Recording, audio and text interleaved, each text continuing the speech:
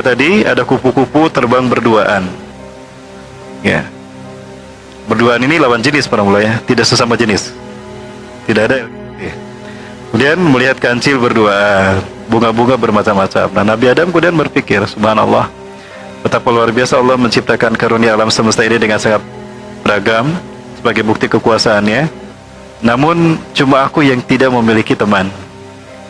Apakah memang aku ditakdirkan untuk menjadi seorang manusia sendirian? Nah, disitulah Nabi Adam tertidur. Maka Allah fa'akhadahullahu dilah. Maka Allah kemudian mengambil tulang rusuknya. Wa minhu khalaqa Hawa. Maka dari situlah Allah menciptakan Hawa.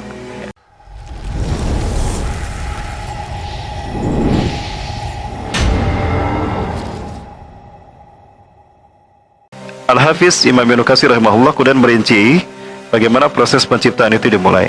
Awalnya beliau berbicara tentang penciptaan alam semesta.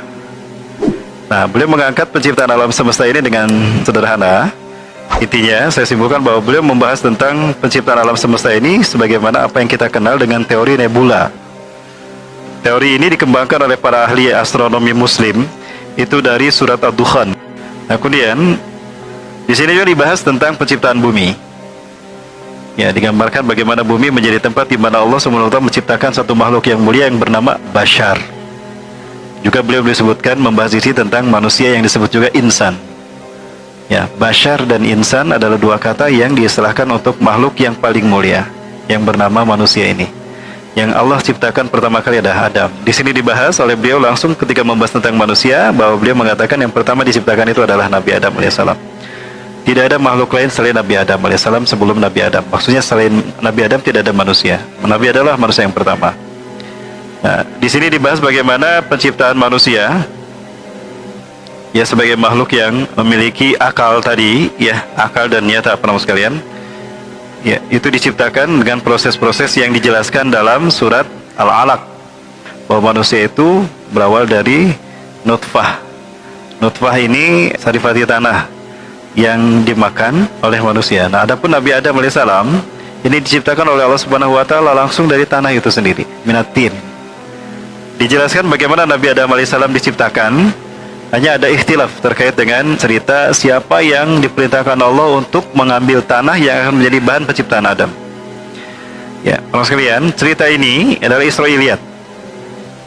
Artinya berasal dari Bani Israel. Kita tahu siapa Bani Israel. Bani Israel ini suka berbohong kan?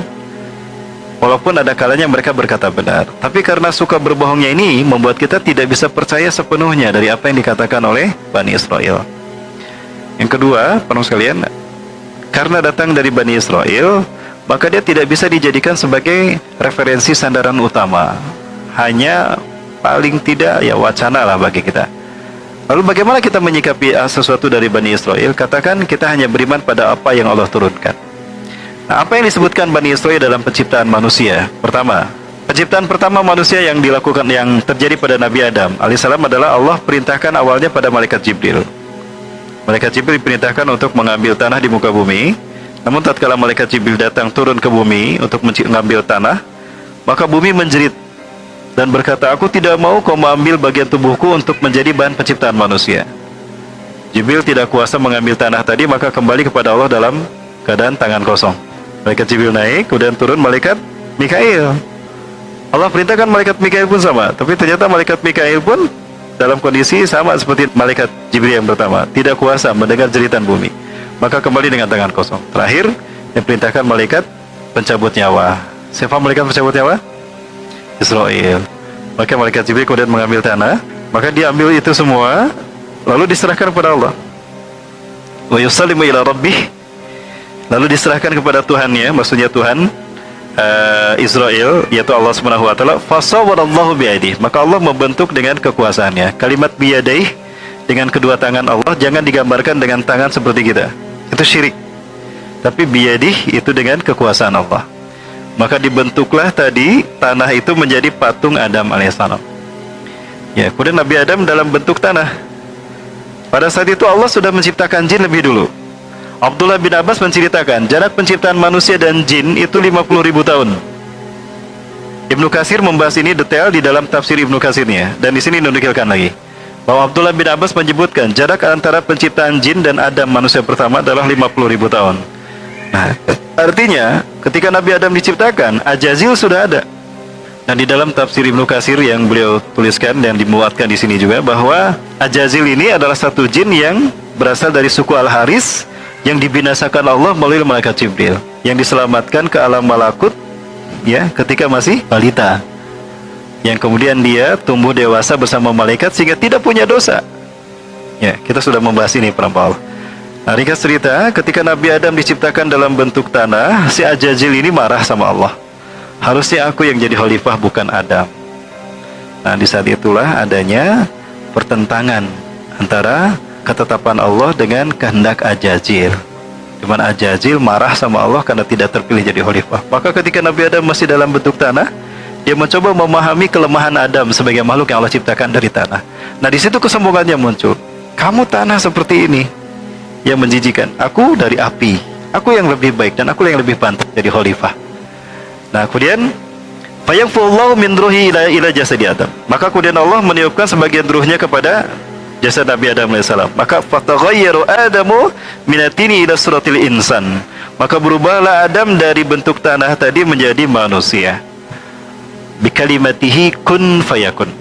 Nah, di sana dinukilkan kalimat ayyakula lahu wa idza arada syai'an ayyakulu lahu kun fayakun. Dan jika Allah menghendaki segala sesuatu, maka Allah cukup mengatakan kun fayakun. Jadi maka jadilah dia. Fabi kalimatihi fataghayyaru Adam minat-tini ila suratil insan. Maka dengan kalimat Allah dan kekuasaannya berubahlah Adam dari tanah menjadi manusia.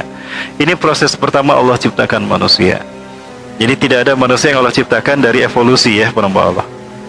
Ini cara Allah menciptakan manusia pertama. Kemudian yang kedua, bahwa yang kedua ini Allah ciptakan Hawa. Nah, Hawa disebutkan di sini bahwa Allah ciptakan Hawa dari tulang rusuk Nabi Adam. Ketika berada di surga, Nabi Adam alaihissalam melihat, memperhatikan apa yang ada di surga. Melihat ketika di taman surga tadi ada kupu-kupu terbang berduaan. Ya. Berduaan ini lawan jenis para ulama ya, tidak sesama jenis. Tidak ada. Kemudian melihat kancil berduaan, bunga-bunga bermacam-macam. Nah, Nabi Adam kemudian berpikir, subhanallah, betapa luar biasa Allah menciptakan karunia alam semesta ini dengan sangat beragam sebagai bukti kekuasaannya. Namun cuma aku yang tidak memiliki teman. Apakah memang aku ditakdirkan untuk menjadi seorang manusia sendirian? Nah, disitulah Nabi Adam tertidur. Maka Allah fa'akhadahullahu dilah. Maka Allah kemudian mengambil tulang rusuknya. Wa minhu khalaqa Hawa. Maka dari situlah Allah menciptakan Hawa. Ini manusia yang kedua. Ini awal proses penciptaan manusia. Jadi manusia yang kedua itu dinamakan Hawa, dan dia jenisnya wanita. Ya, Hawa. Apa itu Hawa? Wanita pertama disebut Hawa karena dia artinya adalah umun likulli syai'in hayyin. Hawa'u umun, induk likulli syai'in, bagi segala sesuatu hayyin, yang hidup. Maka jadi dinamakan Hawa.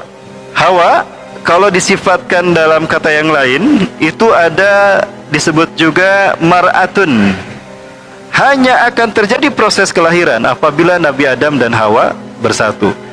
Ini takdir Allah bahwa akan ada kehidupan ketika Allah mempersatukan Adam dan Hawa. Mempersatukan Adam dan Hawa, dan Allah bikin jenisnya berpasangan, berbeda.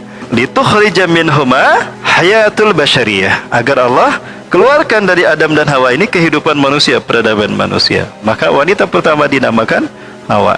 Adapun sifat yang lain tadi mar'atun karena diciptakan dari seorang mar'in laki-laki, nisaun karena jenis kelaminnya perempuan. Kebalikan dari nisa atau niswa adalah laki-laki, ar-rijal rajulun. Kebalikan dari mar'atun adalah mar'un, seseorang. Dan kebalikan dari Hawa apa? Kebalikan dari Hawa Adam. Baik, Imabillah. Nah, itu cara Allah menciptakan manusia yang kedua. Yang ketiga, cara Allah menciptakan manusia adalah minal mar'ati, ya, bidu di mashati rijal, dari seorang perempuan tanpa sentuhan laki-laki. Siapa? Siti Maryam melahirkan Nabi Isa alaihi salam. Apakah Nabi Isa punya bapak? Lalu Nabi Isa binnya kepada siapa? Kepada ibunya, jangan kepada Allah. Makanya ada yang mengatakan Nabi Isa itu anak Allah. Kenapa? Lahir teu bapaan. Jadi sah bapana Tuhan. Apakah setiap bayi yang lahir tanpa seorang ayah itu anak Tuhan? Kalau Nabi Isa dikatakan anak Tuhan karena lahir tanpa seorang ayah, lalu bagaimana dengan bayi-bayi yang lahir tanpa jelas siapa ayah mereka? Apakah mereka juga anak Tuhan? Kan tidak mungkin, para sekalian. Itu mereka mengatakan demikian. Zalimlah mereka ketika mengatakan Allah punya anak. Yang keempat, Allah ciptakan manusia dengan proses reproduksi, yaitu proses fertilisasi, di mana ovum dibuahi oleh sperma. Dan inilah cara yang terbaik Allah menciptakan makhluk, sehingga manusia menjadi makhluk yang terbaik di antara sekian makhluk yang lain.